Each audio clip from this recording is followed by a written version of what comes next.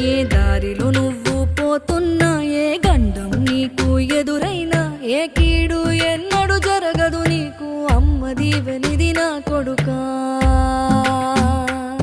ఈ దిక్కులు నీతో కదిలేను, ఆ చుక్కలి దిష్టి తీసేను, ఏ గాలి ధూళి సోకదు నిన్ను, అమ్మ దీవెనిది నా కొడుకా.